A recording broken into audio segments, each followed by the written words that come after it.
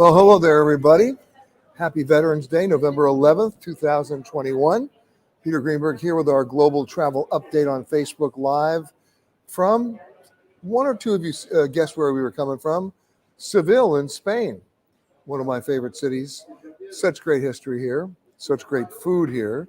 I'm here attending the Tourism Innovation Summit, about 6,000 people, both online and in person, attending with CEOs, thought leaders, and I hate to use the word innovators, trying to figure out how we manage and navigate through the COVID-19 crisis and get back to at least a semblance of normality and where we were before, without sacrificing values, without sacrificing technology, and most importantly, without sacrificing common sense. That's the biggest challenge of all. Of course, go ahead and email me your questions, peter@petergreenberg.com, or on right here on our Facebook Live page. I'll try to answer them. Of course, if you missed me today, there's the radio show on Saturday, 2 days from today, 10 a.m. to 1 p.m. Eastern Time, Eye on Travel on CBS. And if you can't find a station in your market, not a problem, or as they say in Seville, no problemo. You just go right to our website, petergreenberg.com, hit the radio icon, and we stream it live. So much to talk about in the news. Of course, today's November 11th, but the day you want to talk about is November 8th. That's right. 3 days ago on Monday, the United States opened up to foreign, fully vaccinated travelers, and they did not hesitate a moment in coming to the U.S. A couple of weeks ago, you may remember I told you this when the Biden administration announced that they were opening up on November 8th. Onward bookings, on online bookings to the U.S. in one 24-hour period went up 750%. Pretty huge. Not even close to earlier this week. They went up 2,000%. Nobody's waiting for summer. There's no seasonality here. They're coming now to visit friends and relatives, and they are jamming. Every airplane flying out of Dublin and Shannon on Aer Lingus, full. Every airline flying out of Spain, full. Every airline flying out of the UK, full and then full. They've even added additional legs and segments and flights to get them on. Same thing with France. And the interesting irony is that airfares in the US, because of the increased demand and the capacity getting shrunk, are going up between 3 and 5% per day. That's compounded. There's a problem right there if you're trying to fly around the country, because the foreigners aren't just flying to the US, they're flying through it. And so as we even get to, we're not even close to Thanksgiving yet, really, it's already becoming prohibitively expensive to fly within the US. Having said that, the AAA has announced that their estimates are 53 million Americans will be traveling over the Thanksgiving holiday, a majority of them by car. And guess what? There's a lot of pain at the pump. Gas prices continue to go up, but apparently Americans aren't flinching. They are bound and determined to get in that car and go. Now, here's my thought. For the last 20 months, we've been living remotely, working remotely, learning remotely. We're not punching a clock. We're not going to the office. What makes us think we need to be on the road on the Wednesday before Thanksgiving? That's suicidal. Look, go now. Call it in and have a nice Thanksgiving without the traffic. Same thing when you return. Who wants to get stuck in Black Friday traffic if you're going by car? Or take my advice. The last thing I heard, you can freeze turkey and take it off. Go cut the bird a week later. There's nothing requiring you to celebrate Thanksgiving on Thanksgiving, especially where you have a compounded madness caused by the influx of fully vaccinated foreign travelers. And that's going to be with us, by the way, not just through the holiday. It's going to be with us through March. It's not stopping. Now, here's the irony. Where am I right now? I'm in Spain. What are airfares right now? At historic lows to go to Europe. That's right. Airfare from New York to Dublin, $3.59 round trip. You can't get from New York to Cleveland for $3.59 round trip. Airfare to France, to Paris, from the East Coast, about $3.98 round trip. Where I am in Spain, about $4.20 round trip. I'm telling you, they've never been this low, and they're going to stay this way for a while, at least until around April 15th. So there's the deal. Now, What are we going to do about hotels? There's our biggest problem. You see, I'm going to give you the good news and the not so good news. The good news for American retailers, for hoteliers, for restaurants, for attractions, and for airlines is that the foreigners are coming and they want to spend money. How much money? Consider this. They may only represent 20% of the visitors to the US, but they represent 50% of the spend. We're talking serious money here. One small problem. Remember I said it was good news and bad news? Here's the bad news. We still have huge staffing shortages across the board at airlines, at airports, at hotels, at restaurants, at theme parks. They cannot handle the load. We're going to see some serious problems. Airports are going to be full. Airplanes are going to be full. There'll be long security lines at the TSA. They're still understaffed by 5,000 agents, and they're not coming back before Thanksgiving. I can guarantee you that. So these are the problems that confront us for the holiday travel season. Now, do you really want to be in a remake of Planes, Trains, and Automobiles? I don't. So why would you want to travel over Thanksgiving? Be smart. Be strategic. Go a week later. That's when airfares, by the way, plummet. That's the dead week. That's when people are recovering from their obligatory dysfunctional family get-together known as Thanksgiving. Same thing happens in January after the 3rd or 4th of January. That week is also called the dead week. That's when everybody's recovering from just New Year's. So be strategic here and you'll be okay. Now, time to go to some of your questions, and then we'll give you some hints about where we're going to be next week. All right, let me scroll up here. Give me a second. We're going to catch up with everybody here. All right. Hello from Michigan from MW. When is the best time to book a ticket for next September to Barcelona? Well, it ain't now. If it's after September 15th, then you know when you book it? You book it July, because they won't be able to adjust the algorithms quickly enough. You'll be fine there. Good morning from Los Angeles to Patrick. Catherine saying hello from San Diego. I'll be in San Diego in early December, by the way. Hello from Irvine, from Mia. Mei Ling, good morning, Peter. Hello, Mei Ling, my old buddy.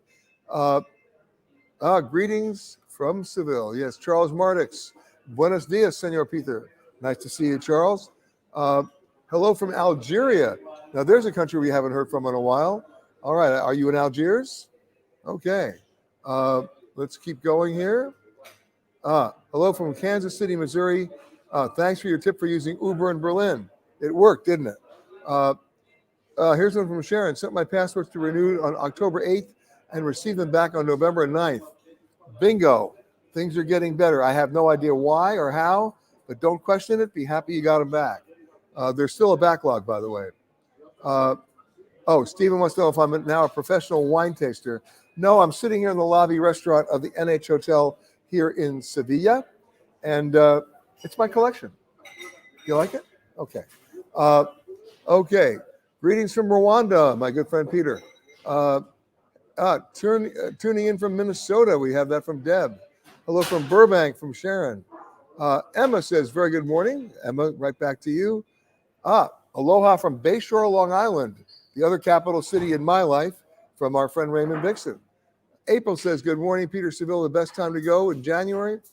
The best time to go is between now and March. It's not crowded. It was 75 degrees today. It was lovely. And it's a breathable, walkable city. And everywhere you walk, don't just look in front of you. Look up. Look at the architecture.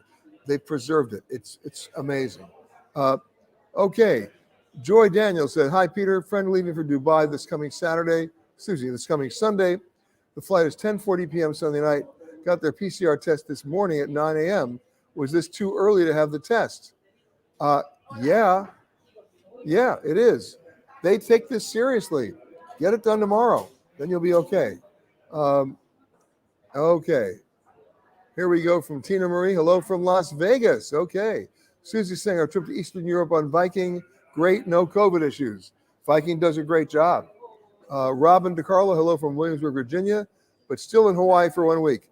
What I love about Robin is she gave me a 3-month countdown to her trip to Hawaii, and now she's giving me at least a 1-week countdown to her trip coming back home. Thank you for staying in touch, Robin. April saying, where's the best place to find what the requirements for travel to some of the European countries? What do we need? Just our vaccine card? With the exception, perhaps, of the United Kingdom, the 27 countries that make up the European Union, if you can prove you're vaccinated with the 2 vaccinations, even the booster, bring that with you, and you're good to go. The exception is the United Kingdom, no longer in the European Union. You're allowed to come in there showing fully proof of vaccination, but then you have to take another test within 2 days of landing there to make sure you test negative. And don't forget, all of us, when we come back, including me, when I leave Seville, within 72 hours of our departure, we have to take another COVID-19 test. It can be a rapid antigen test. It doesn't have to be the PCR, but there is that 72-hour window. Don't go out without it, meaning don't go outside of it. Stay within that 72 hours. Hello from Long Beach. Angelo and Poco. Buenas tardes, Peter. Yes, we know that restaurant. That restaurant called La Azoteca right here in Seville. Thank you for that tip again, Angela. From Kay, I'm on duty working from home, and it's a still morning, but for some reason, I want a glass of wine. Well, thank you for sharing, Kay. Okay, hello from Silver Spring, Maryland. Okay, like the idea of the dead weeks. Here's Linda Rush. Hello from South Carolina. Lindy, bonjour from Ventura. No, it's buenas tardes. I'm in Spain. Peggy, hello from Glen Ellen, Illinois. All right. Someone says if you encourage everybody to travel much sooner than Thanksgiving, you may encourage even more crowds. No, I'm not. Nobody's really traveling right now other than foreigners coming to the U.S. and me. So if you want to travel now, it's not going to be crazy. Within 10 days of now, at the end of that 10-day period, watch out. It's going to get crazy. Hello from Chicago, from Geraldine. Why do they charge extra booking for 2 queen bedrooms for 4 people than 2 people? We're using the same room and bed. It's almost double the rate. Okay, this is the brave new world, one of the all-time great hotel scams of double occupancy. Most hotels have gotten rid of that. They just charge you for the room.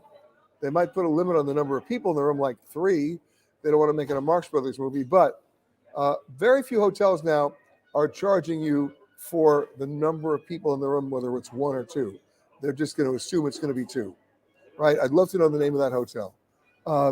Sue says, is Italy requiring vaccination to go into restaurants, trains, etc.? They are requiring proof of it. Absolutely. Now, are the restaurants enforcing it? Some of them are, some of them are not. When I was in France a couple of weeks ago, couldn't go anywhere into a restaurant without showing it. The same thing in Vienna and the same thing in London. That's the name of the game. All right. Here's one from Gary. Will be in Seville for a day off a cruise in May. Recommendations. Is the train to Seville a good idea for the Alcazar Cathedral? It is. The Spanish trains do a great job. They used to have one. I'm not sure it's still running.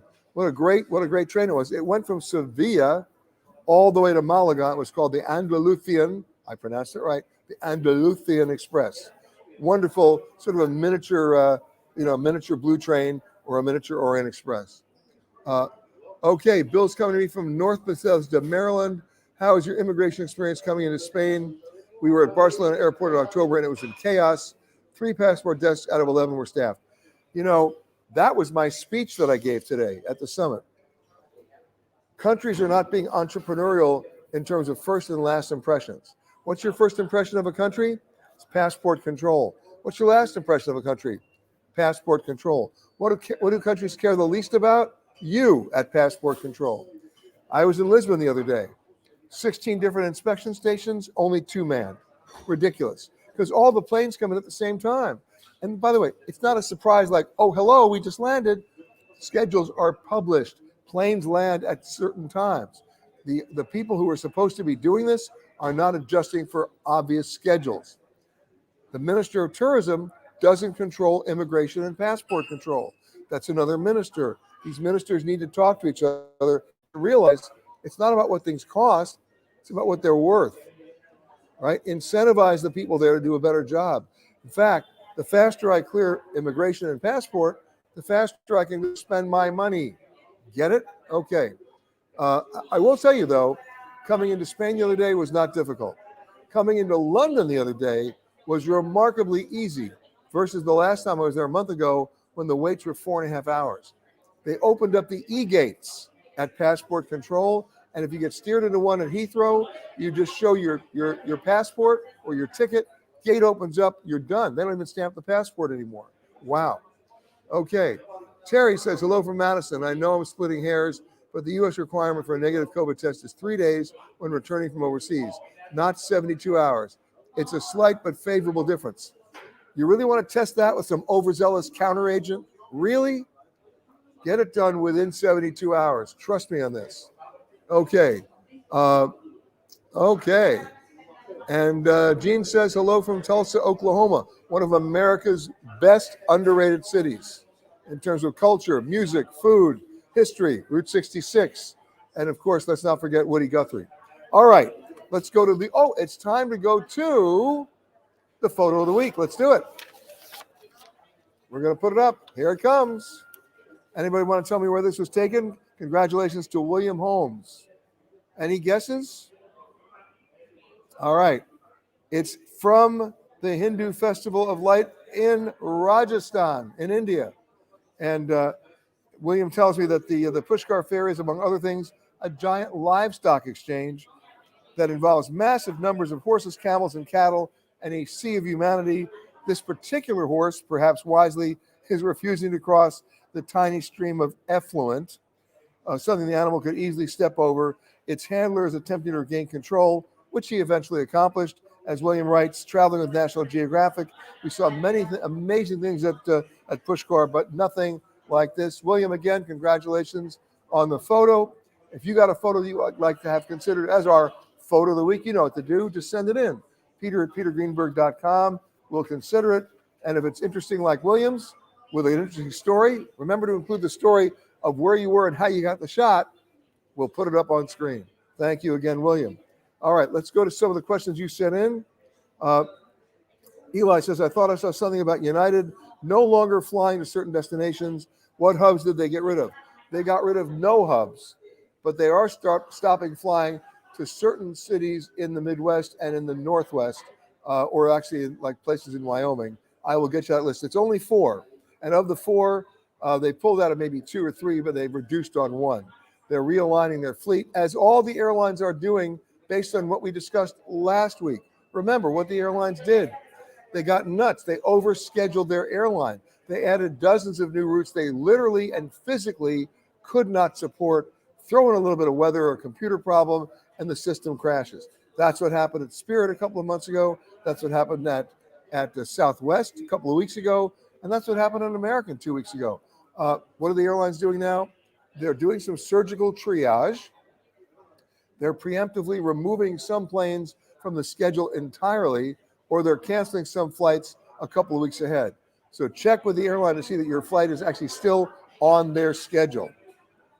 But even so, they're still understaffed. What does American say? Oh, we're going to bring back X number of pilots. We're going to bring back X number of flight attendants. That's great. I support that. But you can't just kick the tires and go in the cockpit and fly the plane. It's called recurrent training. You need time in the classroom. You need time in the simulator. And the same thing takes place for flight attendants.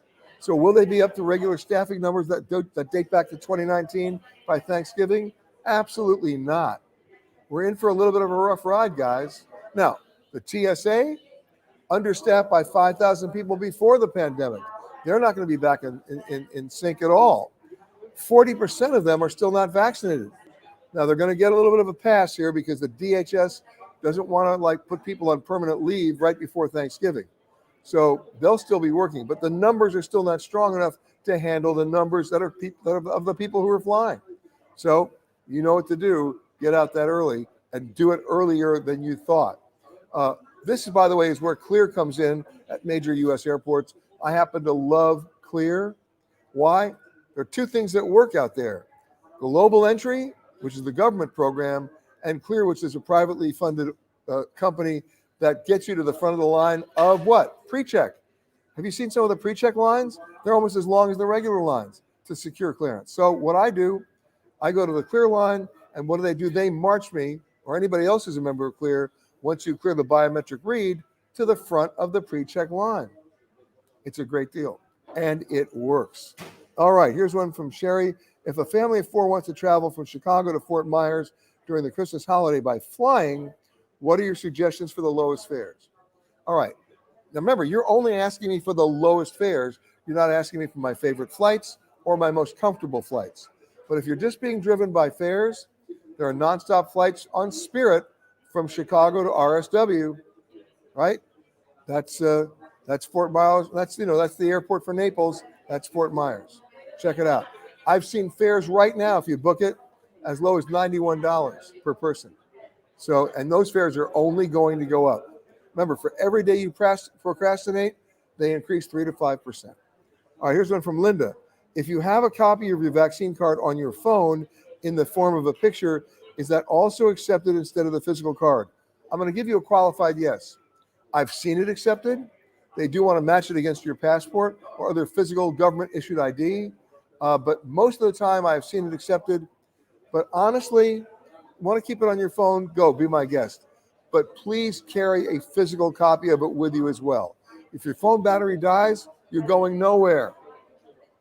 My favorite 5-letter word, I know it's not politically correct, is print. Okay, here's one from Brooke. Would you recommend the Mexico Riviera in February? I would. Here's one from Bev. What's the deal with the health pass in Paris? Okay, here's the deal as of today.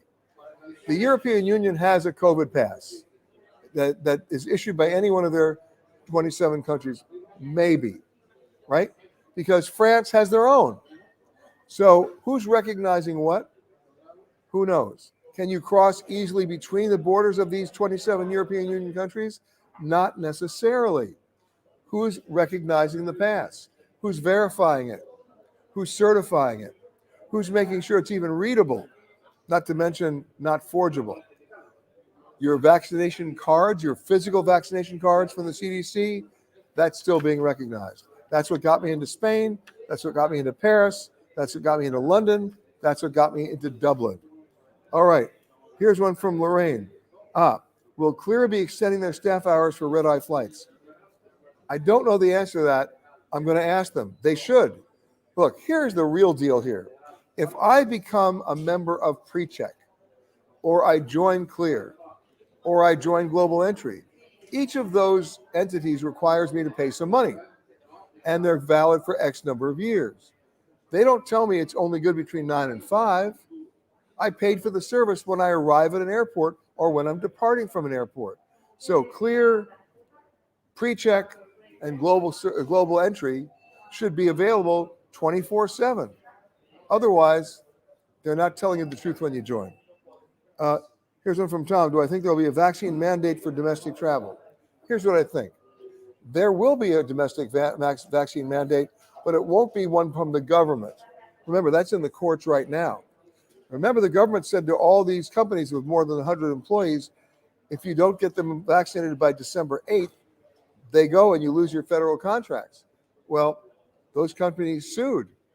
And guess what? Federal court blocked it even after the Biden administration moved the deadline back from December 8th to January 4th. Right now, it's floating out there. There is no real deadline. And in terms of the airline business, the pilots are holding all the cards. They're saying to the airlines, great, put us on unpaid leave. Who's going to fly your airline? So Southwest Airlines back down. American will back down. This is going to be a can that gets kicked down the road for months. So, however, let's go back to the mask mandate and the vaccination mandate and more than 5,000 cases of unruly, disruptive, or violent passengers reported by the FAA. Why am I bringing that up?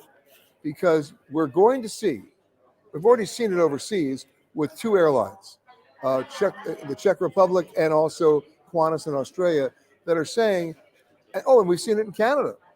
If you want to make a reservation on an airline, you have to show proof of vaccination.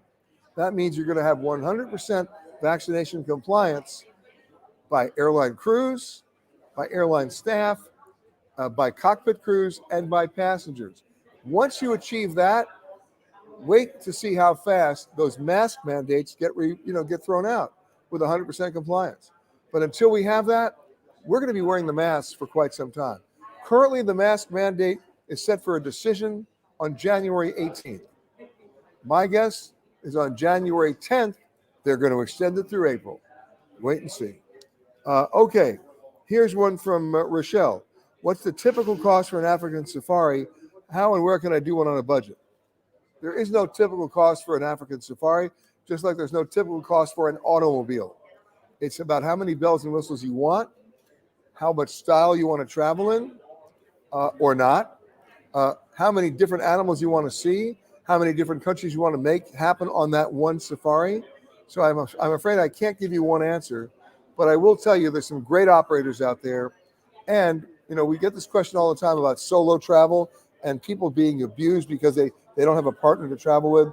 Some of the safari operators will pair you with another person of like interests so that you're not getting hit with that dreaded single supplement. That's important. Okay, Diane says, looking for a ticket to Portugal right now. Okay, flying from New York. How much should I expect to pay? Well, a coach ticket from Portugal last week when I flew was about $505, and that was one way. So round trip would be about $900 right now.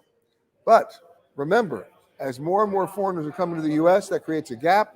They still have to fill seats on the return, and you will start to see those fares come down and stabilize a little bit.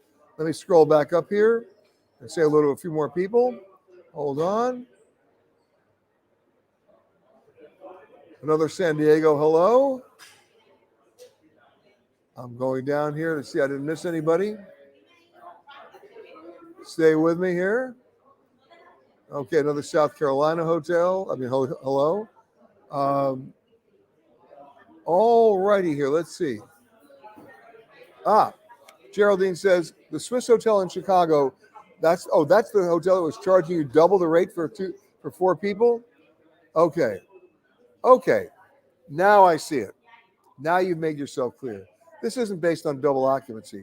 This is based on the limit of number of people that can allow in any one room. And most hotels say 3. What you did there, Geraldine, is you had 2 queen-size beds in the room, or maybe you had 2 double beds in the room, and you brought 4 people into the room, each sharing a bed with the other person. There's why they charge you double. Okay. Mark wants to know, where do I see the travel industry in 6 months? Well, Mark, what part of the travel industry are you talking about? Are you talking about business travel, leisure travel, visiting friends and relatives travel? Are you talking about meetings and conventions travel? There's a different timeline for all of that. Obviously, what's bounced back first is leisure travel, and that will continue to lead through 2022. Then you have some business travel coming back, but not much. What's lagging the most is business meeting travel and business convention travel. We'll start to see that uptick fall of 2022, September, October. Maridel says a month in Hawaii was perfect. Well, why wouldn't it be, Maridel? Alexander says, wonderful reporting. Thank you. I appreciate that from Switzerland. Angela says, in my experience, Lisbon Airport has always been a mess in immigration, even pre-COVID, which is horrible if using U.S. as a connecting gateway. What Angelo is saying is what I've been saying all along. The staffing problems that we're having, the economic issues that we're having, the security issues that we're having. Let's keep going, right? The pandemic didn't cause that, but the pandemic accelerated that. They were there before the pandemic. Over-tourism issues were there before the pandemic. So, look, it's inexcusable.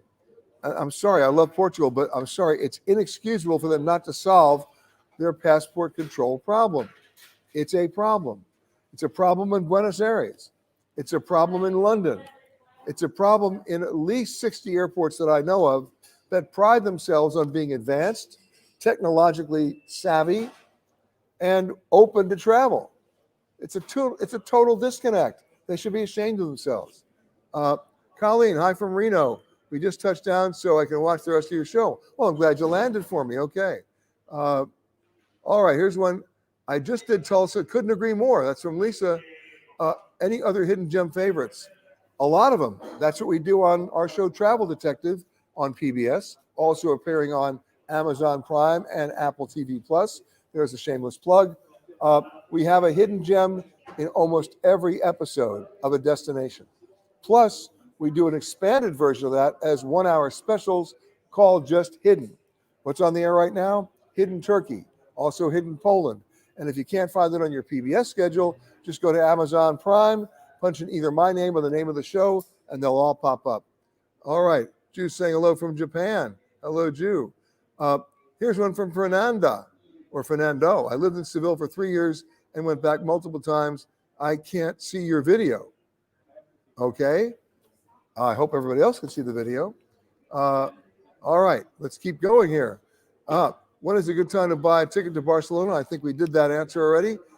Probably if it's before the 15th of September, you might want to do it soon. If it's after the 15th of September, do it in like late June. Okay. Hello from Ngabi Tours and Travel in Uganda, one of our loyal viewers, Chris. Have to renew TSA PreCheck. This is from Gary. But considering global entry, any idea of how long the backlogs are now? They're getting better. You should do global entry because if you do global entry, you get TSA PreCheck thrown into the deal. Do it that way. Just remember, though, you're going to have to schedule an interview, and the interview and the form that you have to fill out, it's a rather long application where they want you to list every place you've ever been in your entire life overseas. You can imagine how long it took me. I mean, I needed some medication to get through that. But once you do it, once you have the interview, piece of cake. Anything to consider when renting a car in Ireland? That's from Catherine. Yes. Why would you do that? You're driving on the wrong side of the road. Now, you may not be in an accident. I bet you'll cause a few. Liability issues here drive me nuts on driving on the wrong side of the road. Do yourself a favor. Pick 1 or 2 days where you're going to need a car. Get a nice car and driver. Maybe split it with a friend or another couple. You'll be glad you did. Okay. Oh, and Joy says, where do I apply for global entry and how much is it? You can go on the TSA website or the DHS website. All the information is there, and it'll tell you how to apply. You can actually do it online. I would rather you didn't. There's just too many things to answer, but go ahead and at least start the process, and then you'll be okay. Remember, guys, a little bit of housekeeping. The radio show Ion Travel on CBS airs every Saturday from 10 a.m. to 1 p.m. Eastern Time. Of course, you can always reach me. Email me to peter@petergreenberg.com with your problem, and we will try to solve it, either here, online, or on the radio show on Saturday. You can still catch our latest shows, Hidden Turkey and Hidden Poland, on PBS and on Amazon Prime and Apple Plus. So, guys, I have an early dinner in Seville. You know what that means? It starts at 10 o'clock. That's right. You show up for dinner at 8:30 or 9 o'clock in Spain, you are really early. But I have other things to do before dinner, so I'm going to switch off. But I will see you next week. Here's a hint. It ain't from Europe, and it's pretty remote. All right? Ain't from Europe, pretty remote, and we'll actually be shooting one of my television specials there as well. So look for it then. And then the week after, another surprise. So stay with us. We'll see you next week. Be safe, travel safely, and get ready for that influx of foreign travelers. It's going to be pretty nutty for the next 2 months. Bye, guys. I'll see you next week.